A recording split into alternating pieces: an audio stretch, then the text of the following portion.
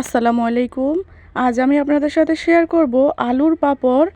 এই পাঁপড়গুলো খেতে খুবই মজা হয় আর একবার বানিয়ে আপনারা সারা বছর সংরক্ষণ করে রাখতে পারবেন। তো চলুন ভিডিওটি শুরু করা যাক। আলুর পাঁপড় বানানোর জন্য আমি কয়েকটা সিদ্ধ আলু নিয়েছি। এবার এগুলোকে হাত দিয়ে একটু ভেঙে নিচ্ছি। ভাঙা হয়ে গিয়েছে, এবার একটা ব্লেন্ডার জারে আমি আলুগুলোকে নিয়ে নিচ্ছি। এরপর এখানে দিয়ে দিচ্ছি 1 কাপের একটু কম পানি। আলুটা ব্লেন্ডার জারে নেওয়ার পর ঠিক ততটা পরিমাণ পানি দিবেন যাতে আলুটা পানির নিচে ডুবে থাকে।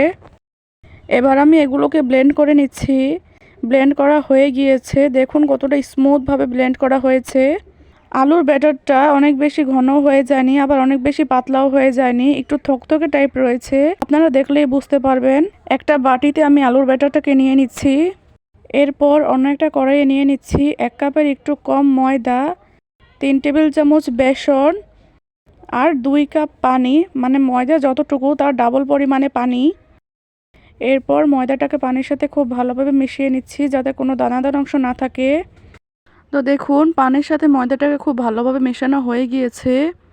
এরপর আলুর যে ব্যাটারটা তৈরি করে রেখেছিলাম সেই ব্যাটারটাও আমি এখানে দিয়ে দিচ্ছি পুরোটা।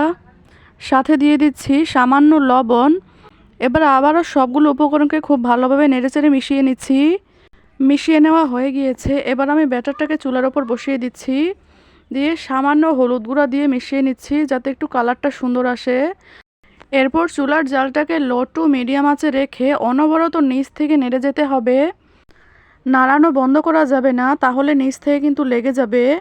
এখানে যেহেতু আলু দেওয়া আছে, ময়দা দেওয়া আছে, যার কারণে ব্যাটারটা খুবই তাড়াতাড়ি ঘন হয়ে যাবে। তো দেখুন 2 থেকে 3 মিনিট অনবরত নাড়তে নাড়তে আমার ব্যাটারটা একদম ঘন হয়ে গিয়েছে। এবার আমি নামিয়ে নেব চুলা থেকে। নামিয়ে নেওয়ার পর চামিচ দিয়ে নেড়ে নেড়ে আমি ঠান্ডা করে নিব।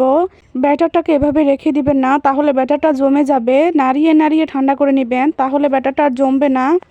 ব্যাটারটা একদম পুরোপুরি ঠান্ডা হয়ে গিয়েছে। এবার আমি ব্যাটারটাকে ছাদে নিয়ে চলে এসেছি।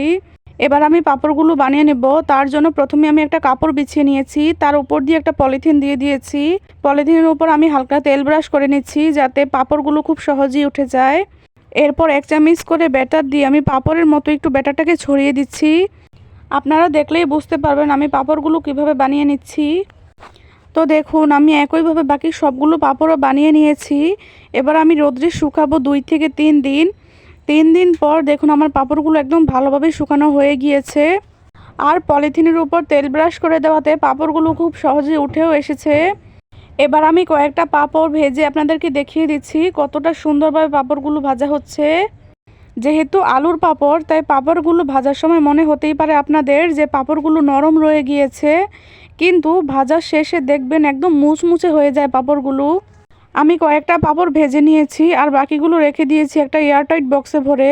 আমি আপনাদেরকে একটা ভেঙে দেখিয়ে দিচ্ছি কতটা মুচমুচে হয়েছে। আপনাদের কাছে আজকের পাঁপড়ের রেসিপিটা কেমন লেগেছে অবশ্যই জানাবেন।